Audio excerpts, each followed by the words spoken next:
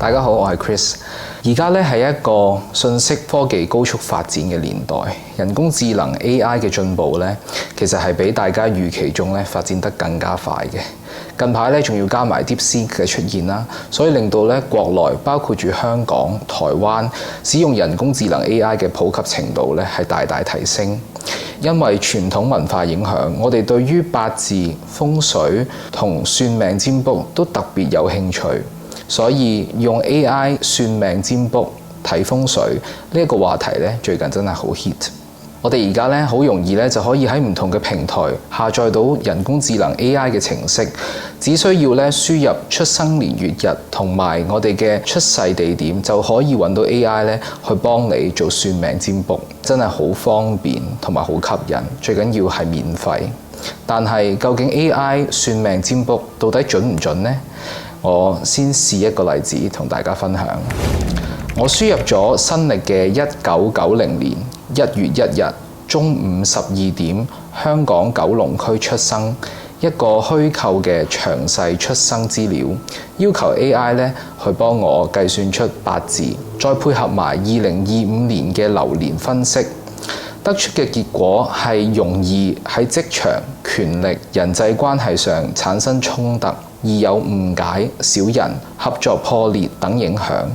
健康方面呢，就係肝火旺盛，但其實根據正確資料，呢個虛構嘅八字應該係己巳年、丙子月、丙寅日、甲午時，而唔係 AI 所計算出嚟嘅錯誤八字己巳年、丁丑月、月巳日、戊午時。所以我再次叫 AI 利用我提供嘅正確八字重新計算，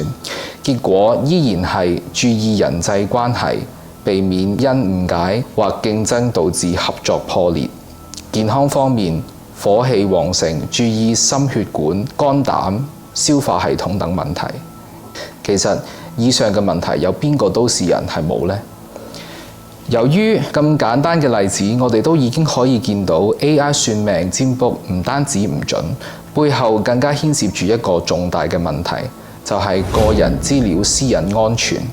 大家可能會覺得我哋嘅個人資料冇乜價值，唔安全都冇所謂，我哋只係普通嘅大眾，唔會構成太大嘅威脅。但事實上，個人嘅資料同我哋日常生活息息相關，被存取嘅個人資料嘅後果咧，係可以非常之嚴重嘅。舉幾個真實嘅例子啊，有啲免費嘅 AI 算命網站或者程式，要求用戶輸入詳細嘅生辰八字、姓名、聯絡電話，甚至住址。呢啲資料一被收集咧，後續咧就會轉賣俾唔同嘅廣告公司或者其他不法嘅用途。又例如，有啲程式提供 AI 睇相服務，要求用戶上傳自己嘅照片同埋指紋嘅信息。雖然呢啲嘅服務係打住科技嘅旗號，吸引用戶去使用，但係事實上咧，用戶嘅面部數據、掌紋甚至指紋等敏感生物識別資料，往往都會傳咗去後台，面臨不法分子嘅侵權使用嘅風險，從而咧日後進行身份盜取或財務欺詐等行為。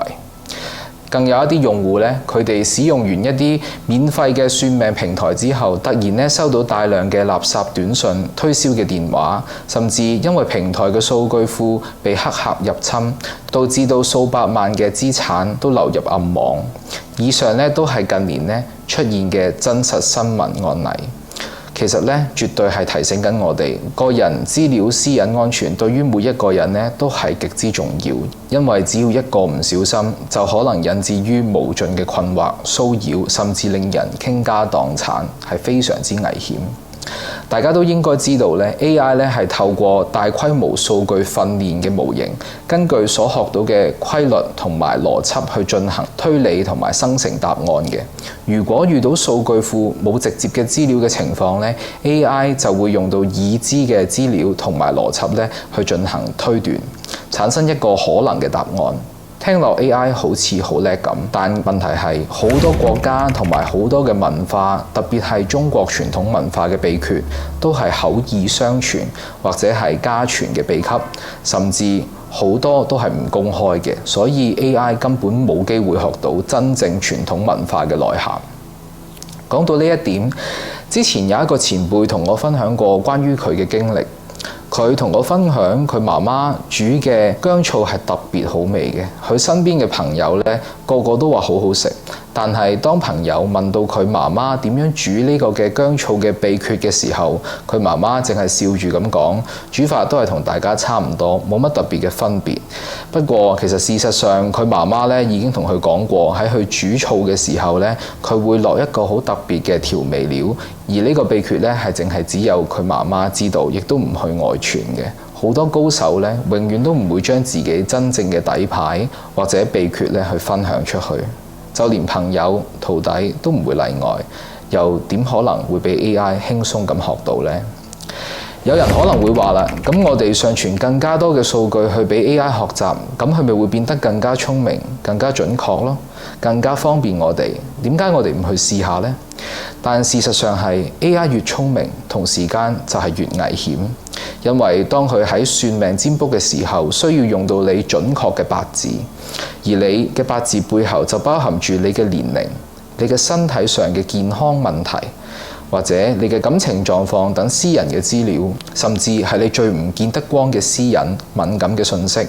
呢一啲嘅資料咧，都可能會被收集、出售或者轉移。所以你先會喺咁多嘅各大應用程式裏面，成日都會見到啱你口味嘅廣告。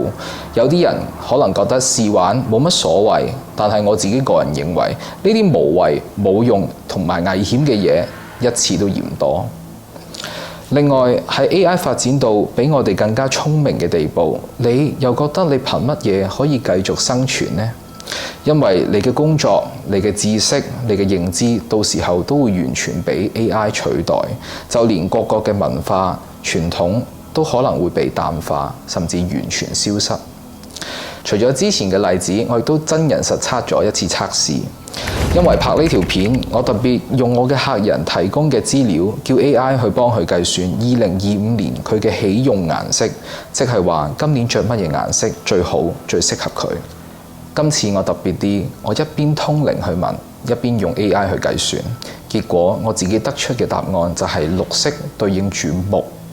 白色對應住金，而 AI 咧就得出兩個嘅答案，就係綠色對應住木，紅色對應住火。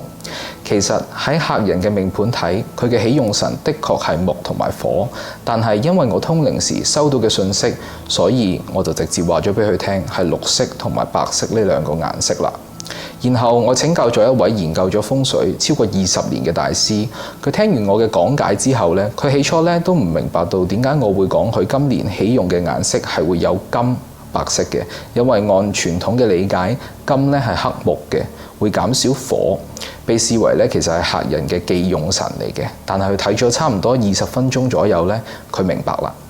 原來呢一位客人呢，而家正值呢就係行緊丁火嘅大運，當中嘅大運呢本身就有火，再加埋今年嘅流年乙巳年就係木火之年，火本身喺今年已經太旺，需要木去做一個穩定，同時間亦都需要金去克木，從而可以間接呢去抑制火，然後達到五行嘅平衡。如果水呢直接愛嚟克火嘅話呢，對佢嚟講呢反而會係最差嘅。因為說法咧係源自於咧五行嘅一個理論裡面嘅一個現象，就係叫做五行相侮。本來應該被克嘅一方咧，如果太過旺盛嘅話咧，反而咧會顛倒咗原本嘅克制關係，對原本有優勢嘅一方咧造成一個損傷。就好似啱啱嘅例子，本身水係克火嘅，如果火勢太強太旺嘅時候，反而會對水造成傷害。咁樣咧就冇辦法可以達到五行平衡最佳嘅狀態。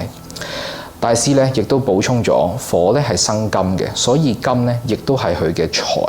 使用金咧唔單止可以達到五行嘅平衡，同時間咧亦都可以幫到客人去招財，而同時用木咧就可以去守住佢嘅財富。所以大師最後都贊同咗我嘅結論。詳細解釋翻呢，我呢一位嘅客人咧喺2025年咧，的確咧係用綠色對應住木，同埋白色對應住金咧係最好最適合佢嘅，亦都係咧可以提升整體嘅運氣同埋最全面嘅五行顏色。呢個概念咧，其實聽落去咧係好複雜嘅，就連咧經驗豐富嘅風水大師咧，都花咗好多時間仔細觀察同埋分析。何況單靠 AI 嘅幾十秒、1分鐘就可以想得到一個準確嘅答案，其實係難上加難。呢個例子咧，其實正好説明咗咧，真正嘅玄學智慧咧，係需要多年嘅經驗累積同埋直覺覺察出嚟嘅，而唔係咧去單靠數據模型就可以輕易取代嘅。真正算命厲害嘅師傅係集結咗多年累積嘅經驗、直覺、八字、面相、手相，甚至配合星座生肖等資訊咧去診症，就好似中醫嘅望、聞、問、切。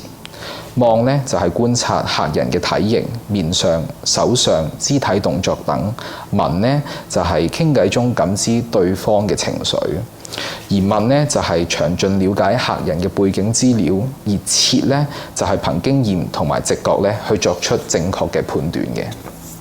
而一般嘅算命師傅咧，可能可以根據你嘅命盤咧去講出你嘅特徵、你嘅特質，但係真正厲害嘅算命師傅咧，係必定需要靠到個人嘅經驗同埋佢嘅直覺去解讀，從而去作出一個最準確、最全面嘅判斷。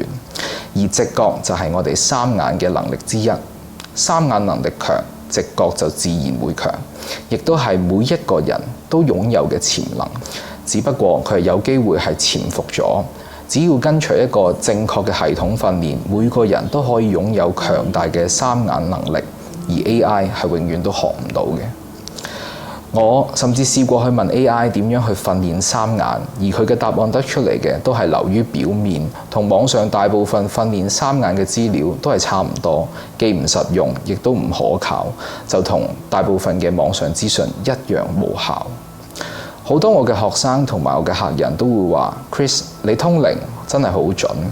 其實準唔準呢？對於我嚟講，唔係我真正重視嘅地方，因為準唔準，最終都係要講呢個事實嘅結果。而人為同埋外界嘅因素，的確可以存在好多嘅變動嘅可能性。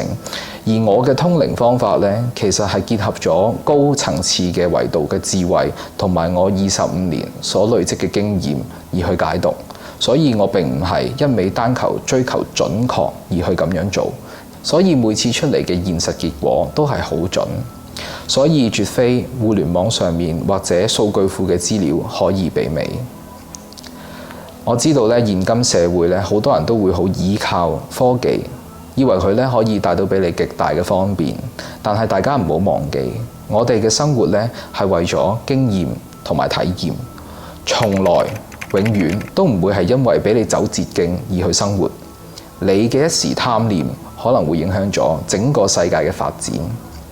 正如我一開始所講，當 AI 聰明過我哋嘅一日，我哋就會失去晒所有嘢，失去我哋嘅一切，失去我哋珍惜嘅文化、智慧，包括你認為一切美好嘅事物。